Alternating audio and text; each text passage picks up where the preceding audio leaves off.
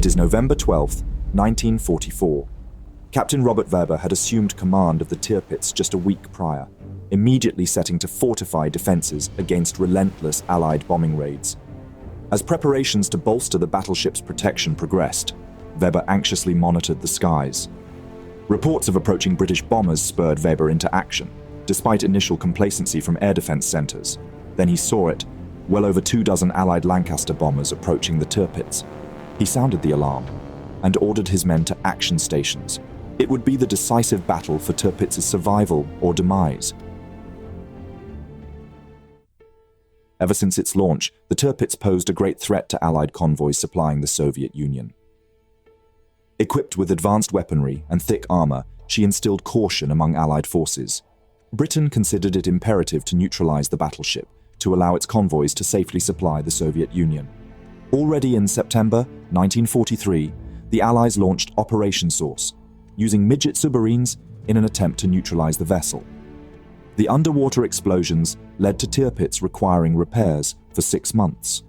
Just when she was repaired and preparing for her speed trials, in April 1944, the Allies launched Operation Tungsten. British aircrews claimed significant hits on the Tirpitz, with Commander Moore initially estimating 30 hits before revising it to 17. The battleship was reported as badly damaged.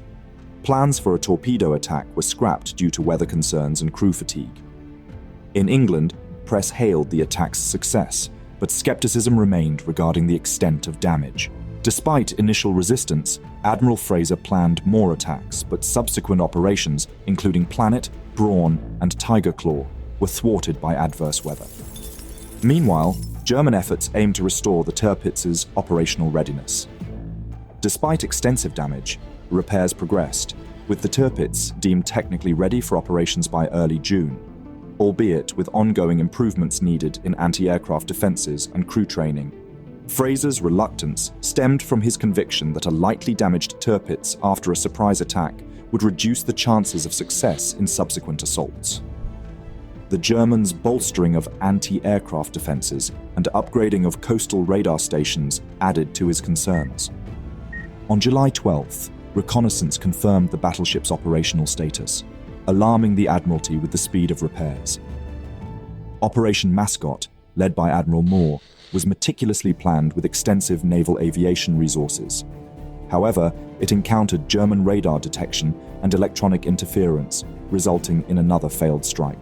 In August, Operation Goodwood aimed to neutralize the Tirpitz once again, to prevent Arctic convoy JW-59 from falling victim to the battleship.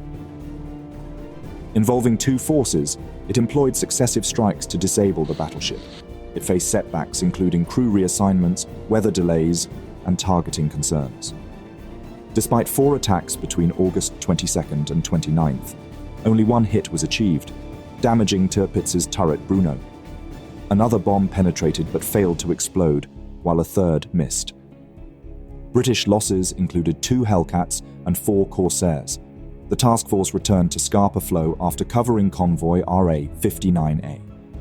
Consequently, the mission was transferred to the Royal Air Force Bomber Command due to the Royal Navy's inability to destroy the battleship from the air. Meanwhile, Tirpitz was sailed to Alton Fjord for repairs. The Joint Planning Staff in London sought alternatives to destroy the Tirpitz due to the Barracuda's limitations in speed and bomb capacity. Long-range heavy bombers were deemed the best option.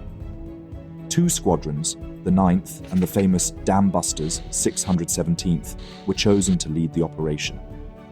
The Lancaster bomber was selected for its superior capabilities, though weather and distance presented challenges. An additional problem was the need for heavier bombs.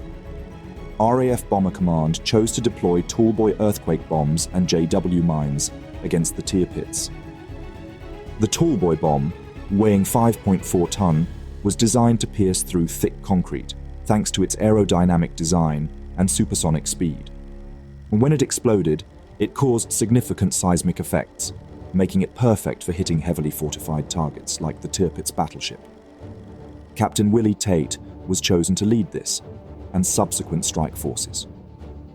Bombers would fly from a Soviet airfield, Jagodnik, south of Arkhangelsk, to arm and refuel before attacking the Tirpitz.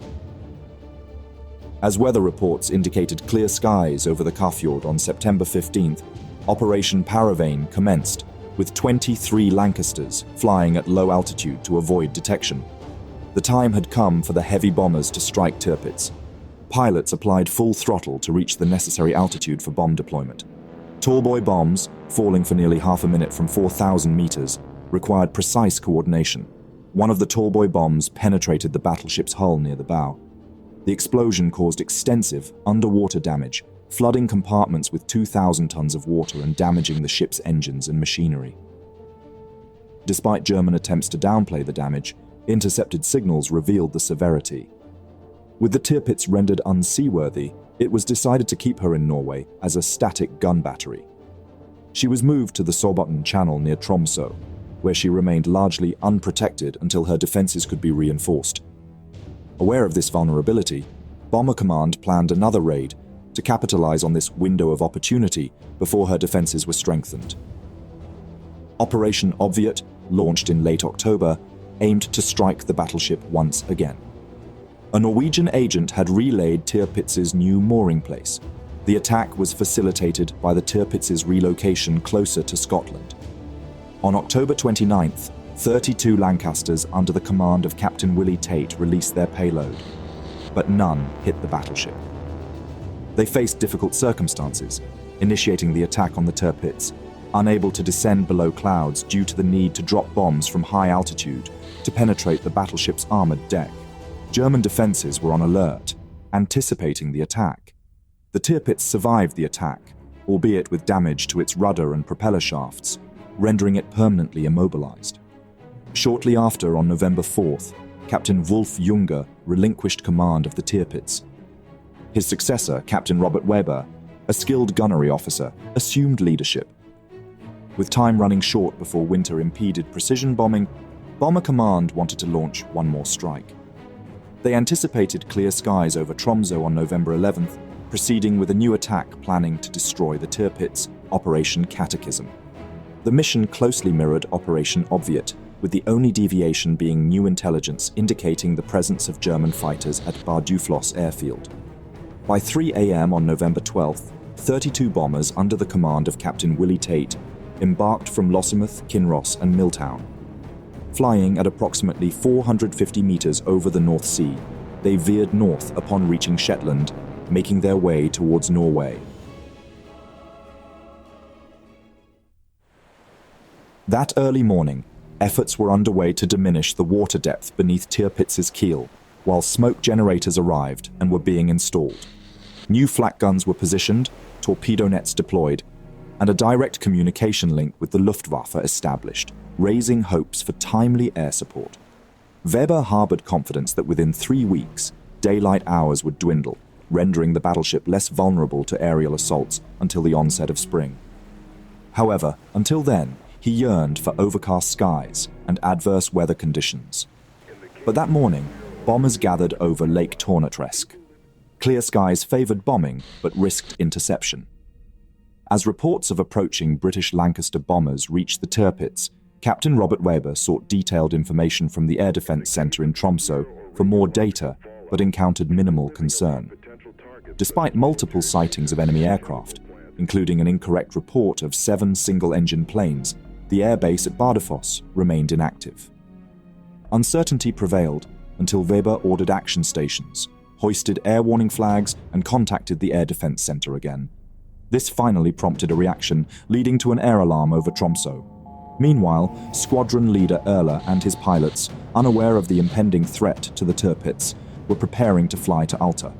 Miscommunication at the airbase led to confusion, with Erler only realizing the seriousness of the situation when he received information about mounting engine noise to the south. In response, Erler ordered an emergency start and rushed toward his Messerschmitt. As activity intensified on the Tirpitz's bridge, preparations for defense were swiftly enacted. Anti-aircraft guns were manned, batteries ashore alerted, and generators activated to ensure power supply. Meanwhile, reports of enemy air units concentrating over Tornatresk in Sweden signaled a potential major attack. Observations confirmed the Tirpitz as the target, with an approaching force of possibly 30 aircraft. In the absence of cloud cover or smoke screens, The battleship unleashed a barrage of flak as the bombers drew closer. Maintaining their course amid intensifying flak bursts, it took 5 minutes from the first sighting to reach the bombing point. 18 Lancasters approached the target in formations. As tracer rounds from the battleship's lighter guns flew past, the first tallboy bomb was released by Tate. Following suit, the automatic bomb release mechanism triggered on the other planes as well. Despite the Tirpitz's heavy and light guns firing, none of the bombers were hit. The crewmen manning their stations on the upper deck witnessed the first of several massive bombs descending towards them. It took roughly 30 seconds to reach its target, with multiple bombs hitting Tirpitz directly. The battleship was enveloped in a pall of smoke, flame, and spray from near misses, with many crew members killed instantly. Engineers in critical areas faced swift demise as floodwaters inundated the port boiler and engine rooms through a massive 16-meter hole. As the battleship listed heavily, attempts to open armored doors failed due to damage from the explosions. The initial bomb had struck forward on the port side behind the funnel, followed by another landing further aft, both penetrating the battleship's armored deck and causing extensive damage. Tirpitz began listing to port, but it was the near misses that proved most devastating. Several bombs landed in the water nearby, causing underwater damage and flooding while creating huge craters in the seabed beneath her. Meanwhile, although there was the threat of German fighters from Bardufoss, only one plane, Erler, was airborne and experiencing technical difficulties. Erler, realizing the Tirpitz was the target, hastily made his way northward but missed intercepting the bombers. Captain Weber and his staff, shaken by the violent concussions, assessed the situation from the armored conning tower. With communications in disarray and sections of the ship unresponsive, they struggled to coordinate efforts to stabilize the vessel. Facing a dilemma, they decided to delay opening bulkhead doors until the list exceeded 20 degrees to preserve vital electrical systems. As the situation worsened, they grappled with the risk of abandoning personnel below deck and the increasing likelihood of the ship capsizing. In the switchboard room, fuses blew rapidly, and panic ensued as the battleship approached disaster. With this drama unfolding below deck, 11 more Lancaster bombers approached. They launched their assault and dropped more bombs. At 9:49 a.m., the last bombs were released, with at least one major hit confirmed. Despite the smoke hindering visibility, the battleship was visibly listing to port as the bombers departed. 1 minute later, an enormous explosion was observed, followed by at least one smaller explosion 2 minutes later. The magazine for the Caesar turret exploded, tearing through the ship's stern, ejecting the 700-ton gun turret. Tate led his Lancasters away towards the southwest and the open sea, leaving only the film unit bomber behind, its crew disappointed by the battleship's continued flotation. However, moments later, the list became more pronounced until the battleship lay on her side. At that point, Weber ordered the abandonment of the ship, but for many of his crew, the order came too late. More, smaller explosions followed, exacerbating the healing until most of the superstructure was submerged. Hanging there briefly, Tirpitz then rolled over completely, leaving only the red of her upturned hull visible above the water of the fjord. Inside the hull, thousands of men found themselves trapped as bulkheads collapsed. Escape routes became blocked and darkness enveloped them. Most struggled in the dark, clinging to the slim hope of rescue. However, very few were saved. Of the 1,900-strong crew of the Tirpitz, nearly 1,200 were trapped inside or killed at their posts. Only 84 were rescued, escaping through holes cut in her hull in the days that followed. Meanwhile, all of the bombers returned safely. The following morning, Operation Catechism's success in sinking the Tirpitz battleship was acknowledged during a morning conference. The Tirpitz, Germany's threat in the Arctic waters, had finally been sunk. Its demise marked the end of an era, showcasing the dominance of air power in naval warfare. The campaign highlighted the obsolescence of battleships and emphasized the importance of land-based and carrier-based air power. Hitler's caution towards risking heavy warships had hindered Tirpitz's effective use, reflecting broader strategic considerations.